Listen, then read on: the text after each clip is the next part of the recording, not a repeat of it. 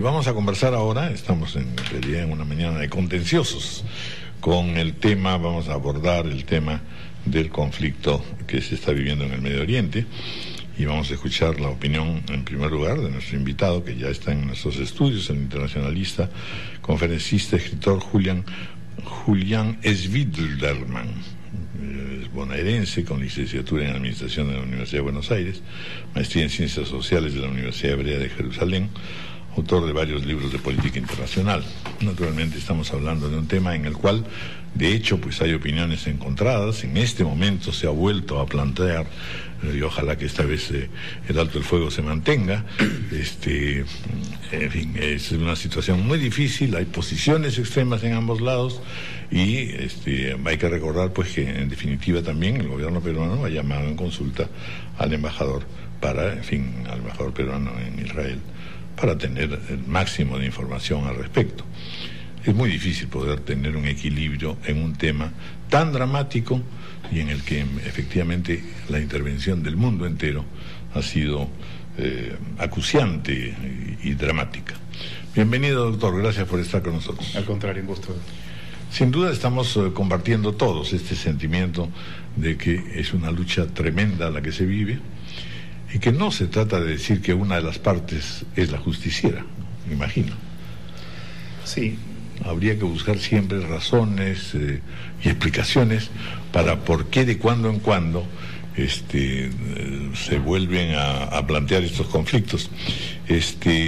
Ayer dos distinguidos diplomáticos que eran entrevistados señalaban pues que en efecto aquí hay como una suerte de estrategia de Israel de demostrar que la franja de Gaza continuamente provocadora, al mismo tiempo hay que crear una situación que parezca pues que es inviable, y por eso Bundum le cae con todo para que después pase un tiempo y de nuevo vuelva a ocurrir. ¿Hay o no visos de solución para esto? Bueno, bienvenido. Gracias por recibirme y por la oportunidad de este diálogo. Esencialmente lo que ha ocurrido aquí es que una entidad terrorista que controla una franja de territorio inició un ataque contra una democracia. Después podemos debatir acerca de qué sucedió de allí en más, pero los hechos iniciales son claros. Había un estado de no agresión que fue quebrado por el Hamas con una intención muy puntual.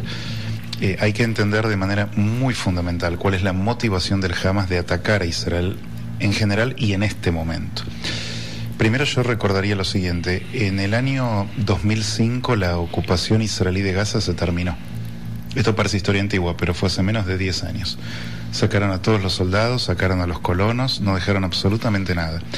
De modo que resulta un poco misteriosa la razón por la que el Hamas, que es el controlante libremente electo en el 2006 de ese territorio, inicia estas agresiones contra Israel.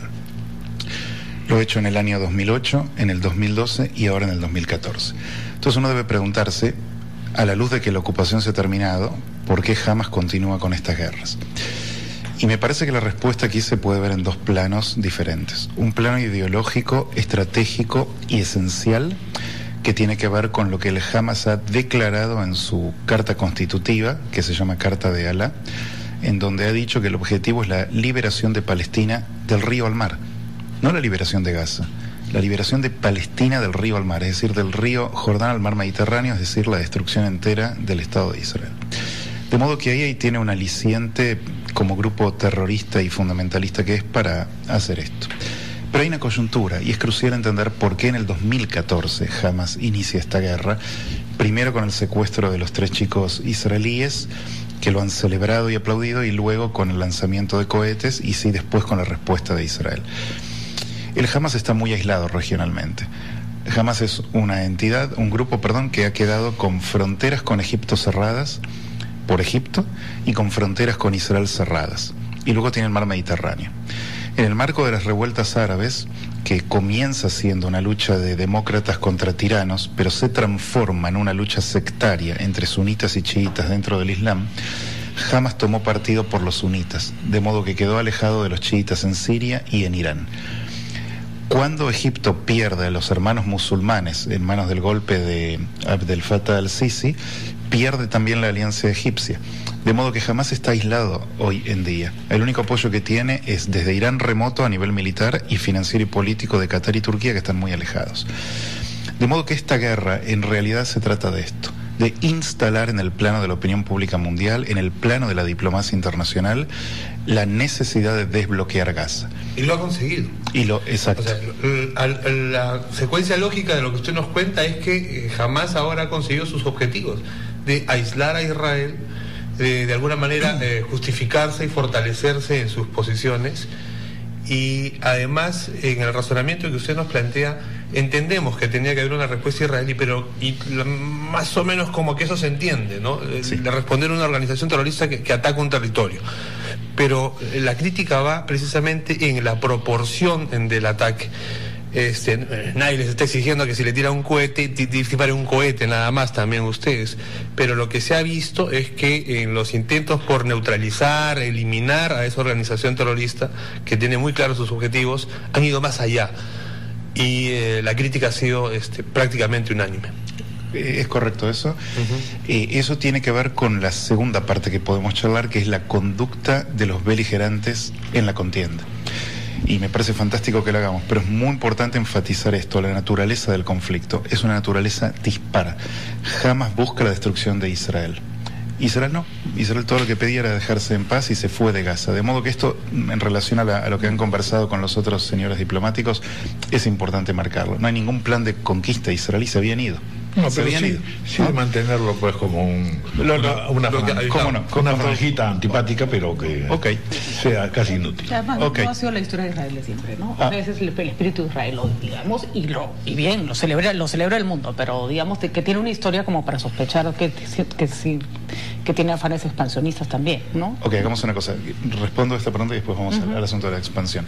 En relación a la desproporción es definida en relación a la magnitud de la amenaza, no a la cantidad de cohetes que se lanzan o se devuelven. Y la magnitud de la amenaza que ha surgido de Gaza es de naturaleza genocida. Y no uso la palabra... No. Perdóneme. El Hamas lo dice, no yo. En la carta... No, eso puede ser la respuesta sí tiene matices además, de ¿quién define genocidio, pues?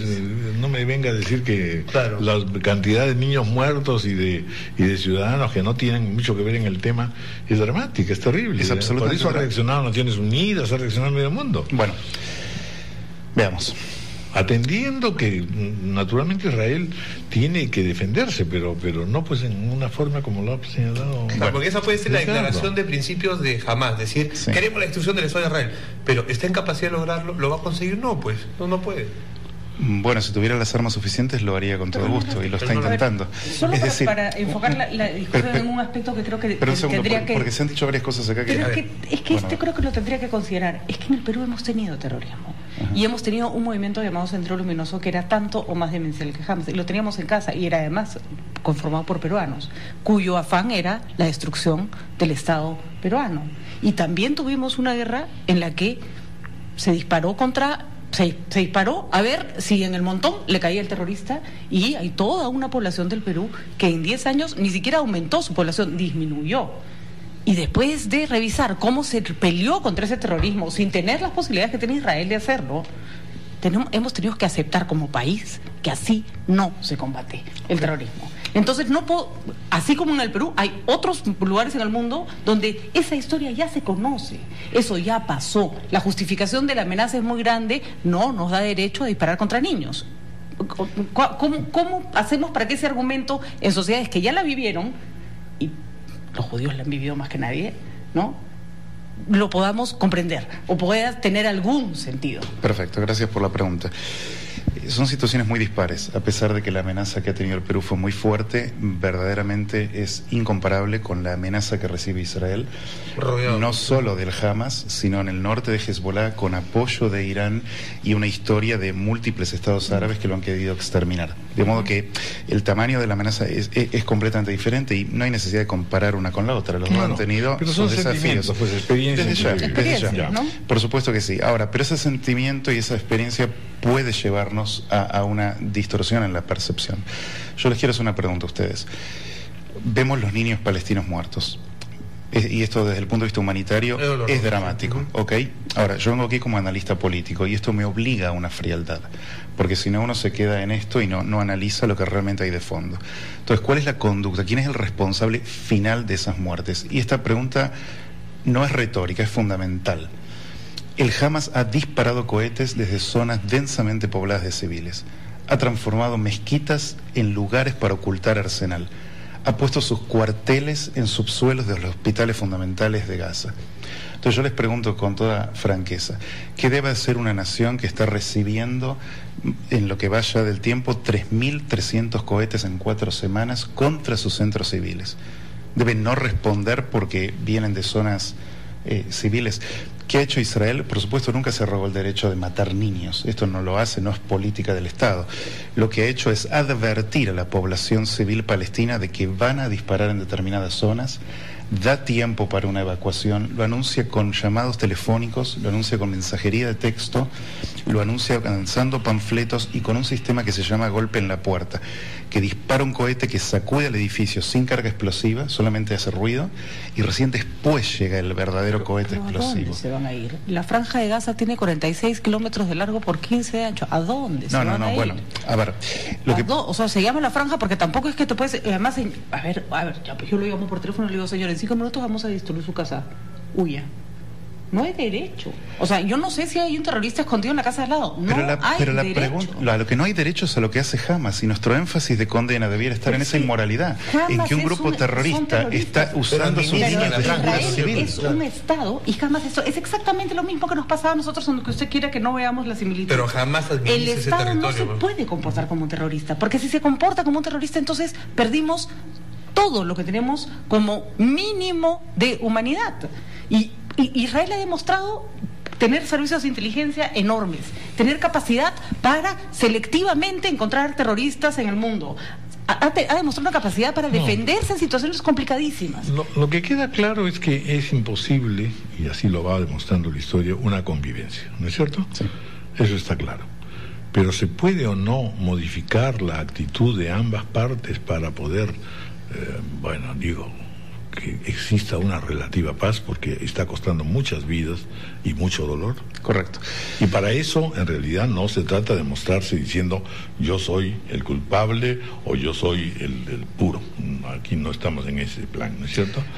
Por supuesto. Menciona cosas pues que en efecto pueden ser ciertas, pero sin embargo no hay pues ninguna proporcionalidad entre el poderío militar de ustedes y el poderío de la Franja de Gaza. O sea, no cabe la menor duda que están apelando a su fortaleza. Les propongo algo. Imaginen el tamaño de poderío militar de Estados Unidos y el tamaño de poderío militar de Al Qaeda.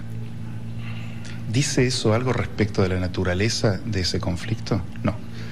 Al Qaeda quiere la aniquilación de los infieles en el mundo, y Estados Unidos responde militarmente con mucha superioridad, y eso no tacha la virtud por eso, entonces, de la defensa. Lo que plantean es simplemente se acabó, no hay nada que hacer. No, con Hamas no, con el pueblo no palestino sí. Porque de hecho Israel, y esto les va a sorprender, pero durante la contienda mantuvo la provisión de electricidad hacia la franja y de asistencia humanitaria. Todas las treguas que propuso Egipto, la ONU, Estados Unidos, Israel las aceptó, y todas y cada una de ellas las repudió el Hamas. Salvo esta última de 72 que se está renovando y se está negociando, pero las 5 previas fue el caso. Entonces, en rigor hay que entender, Hamas inició la guerra, no acepta las treguas, continúa atacando, usa población civil. Terroristas, pues. Pero bueno, entonces lo que pasa es que exactamente. Eso nadie acá defiende a Hamas, nadie. Sabemos perfectamente lo que el terrorismo le hace a un país o le hace a los vecinos. Nadie, no se nos ocurriría un segundo. Pero Palestina no es Hamas. Y ese niño muerto en la playa no es Hamas, ¿no? Entonces, y si no podemos hacer la diferencia a esas alturas de la historia, después de 2 guerras mundiales y de todas las tragedias que nos han ocurrido, si no podemos diferenciar un terrorista de una persona que está viviendo en su casa tranquila, y no podemos hacer algo por evitar que se muera o simplemente porque está parado en ese sitio, entonces no hemos aprendido nada de la. Pero es que Israel, es lo que estoy marcando, el esfuerzo lo hace. Esta conducta de advertir a población civil en un territorio enemigo que lo está atacando, de que está por atacar, mandar panfletos, mandar el golpe en la puerta, estos son esfuerzos de evitar víctimas civiles del lado palestino, pero se encuentra con una organización terrorista que gana en la corte de la opinión pública con cada muerte palestina, y esto debe entenderse, y está pasando en esta mesa. Entonces, la pregunta es... A mí jamás no me ha convencido de nada. No, pero lo que sí, en cuanto a responsabilizar a Israel de las muertes palestinas provocadas por Hamas. Su objetivo, es decir, claro que sí. aislado a Israel, por supuesto, ha conseguido que entonces están pisando el palito. Claro, absolutamente, ante el mundo entero. Lo que pasa es que no es un tema de inocentes.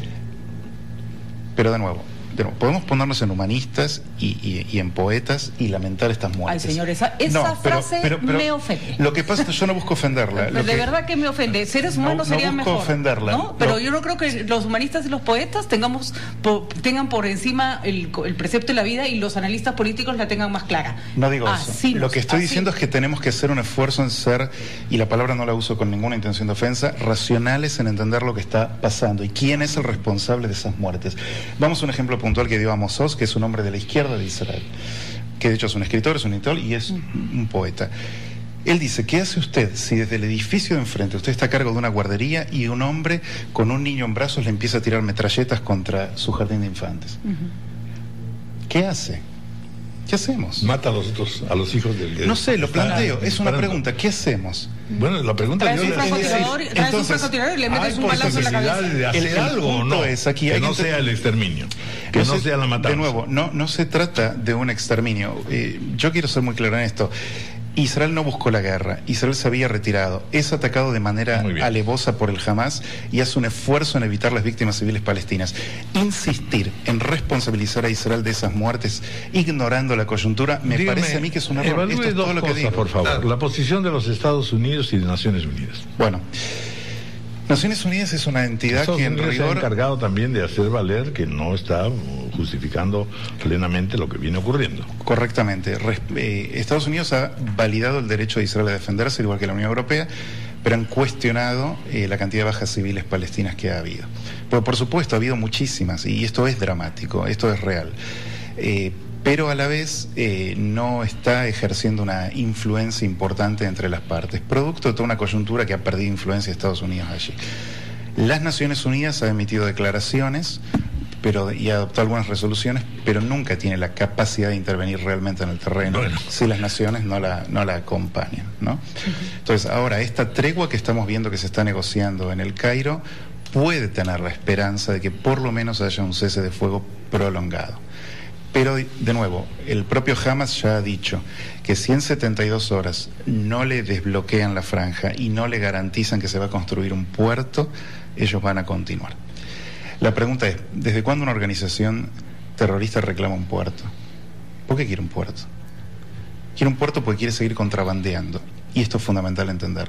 Jamás no está buscando el bienestar de la población palestina. De hecho, la forzó a una guerra. Y se van a usar como escudos humanos a pequeños y a mujeres, hospitales. Ellos están orgullosos de eso, pero ese es justamente el problema que enfrenta Israel. ¿Cómo neutralizar una amenaza de una manera más fácil? Que controla un territorio, pero que al final lo deja mal. A ellos no les importa perder niños y mujeres, pero a ustedes sí debería importar. ¿Cómo se nos podría ocurrir aquí en esta mesa, pensándolo en conjunto, que debería responder Israel a estos 3.300 cohetes desde zonas civiles? Complicado. ¿Cómo debería? Yo no soy estratega, pero estoy segura que el Estado de Israel tiene la capacidad, porque nosotros le respondemos la pregunta, ¿cómo haría Israel para poder no estar en la situación de presentarse prácticamente como una potencia medio genocida? Esa es la preocupación que tienen que tener ustedes. Así es presentado, no es que ella se presente así. Acá, el mundo entero está equivocado. Pero ya no le preocupa que así sea presentado. Claro que preocupa, pero paradójicamente, y acá es increíble esto, el Hamas dice formalmente que su objetivo es genocida, que quiere destruir Israel, y es Israel el que es acusado de genocida. Digo, aquí hay que entender algo No, también. convengamos que es un asunto sumamente complicado. Son complicados. Históricamente complicado, Sí. además, pero que en realidad la petición mundial es, oiga, veamos una manera de no volver a los viejos tiempos de la barbarie. Eso no puede, no tiene que tener ninguna justificación. De verdad que yo no quiero ser ofensiva con esta pregunta y se la voy a hacer con toda la delicadeza que se puede hacer en un caso como este. A mí, a todos los que estamos en esta mesa nos duele la muerte de cada civil de un lado y de otro. O sea, no es que acá estamos defendiendo a Hamas. Entendemos perfectamente que es una situación complicada. Lo que pasa es que una cosa es que se mueran, vamos, porque no pudiste evitarlo de ninguna manera, y otra que es que te des cuenta que tu forma de defensa está matando gente y la sigas aplicando. Lo que el mundo no entiende es que los judíos han sido víctimas de la irracionalidad, de lo que en su momento mucha gente analizó, discúlpeme señor, con la frialdad que usted lo está analizando, o que prefirió mirar para otro lado. Entonces, no tiene sentido. No tiene sentido porque ustedes son un pueblo al que el mundo ha tenido que mirar con vergüenza por no decir en su momento, basta. Y ustedes le están viendo esta vez al mundo que se quede callado y mire para otro lado. Y que no nos conmueva y no digamos basta. Nadie, lo único que estamos pidiendo es... Usted está cambiando mi planteo. Yo no dije ni que no nos conmueva ni que el mundo se quede callado. Lo que dije es, entendamos la coyuntura y evaluemos quién es el responsable final de esas Eso lo tenemos muertes. clarísimo. No es lo mismo. Pero no estamos de acuerdo con la respuesta. No, está bien, podemos no estar de acuerdo y eso está muy bien, es válido, es una democracia. Pero mientras tanto se siguen muriendo niños. Pero el punto es, la referencia al holocausto, adultos. permítame responderla. Hay mucha tendencia natural estos días a comparar a Israel con los nazis, a compararlo a genocida. No, eso es una las acusaciones. Bueno, pero digamos, yo no he comparado a Israel con nazis. Las indagaciones son brutales. Y el hecho de que lo que usted está diciendo es que los judíos, al haber sido una de las máximas víctimas del siglo XX, sí, claro, hoy deberían tener una sensibilidad especial frente a aquellos que están buscando provocarle otro holocausto. Que son víctimas de la indiferencia internacional. Pero nadie pide indiferencia. Este es el conflicto más observado por prensa y por el mundo en cualquier momento. Mire, yo le pregunto a usted, ¿cuántos palestinos murieron en Siria en la guerra civil? ¿Cuántos? Yo se lo digo, 1.800. El mismo número de los que están muriendo en Gaza. ¿Y quién se indignó? ¿Quién se preocupó? Cuando el Hamas construyó sus túneles, mató el propio Hamas a 160 niños, mano de obra infantil palestina explotada en la construcción de túneles clandestinos. Estamos todos de acuerdo. Está bien, pero ¿por qué la ONU no reaccionó? ¿Se entiende lo que digo? Acá hay una preocupación con las víctimas palestinas. ¿Cuándo se puede responsabilizar? Pero siempre la tendencia es a presentar como que el mundo es injusto con Israel. Eso me parece que es excesivo. Naciones Unidas, los países tales y cuales, ¿no? Eso es excesivo. En realidad hay que volver a decir y repensar siempre cuándo se nos va la mano, cuándo podemos encontrar alguna solución, cuándo no la podemos encontrar, pero que conste ante el mundo que no la podemos encontrar, ¿no? Pero no pues a punta de balazos. O sea, desgraciadamente ahí es un poco tonto, pero es el sermón. Usted tiene siempre razón. El sermón. Usted tiene razón, no pero es importante ir a los hechos. Israel aceptó todas las treguas y no inició la guerra. Entonces, ¿dónde está la vocación de belicista? Yo no la veo. De acuerdo, señor Julio. Ojalá que todo Julián se mejore. En realidad lo que el mundo espera. Muy atentos. Porque efectivamente usted sabe que eso es un asunto que donde vaya va a tener más o menos la misma reacción. Lo sé, les agradezco. Pero es importante también. No ocurre lo mismo en la Cisjordania, ¿no? No, en Cisjordania, donde Israel encontró un interlocutor de paz, hay una relación de relativa paz. No hay guerra. Exacto. Gracias. A ustedes. 9 en punto.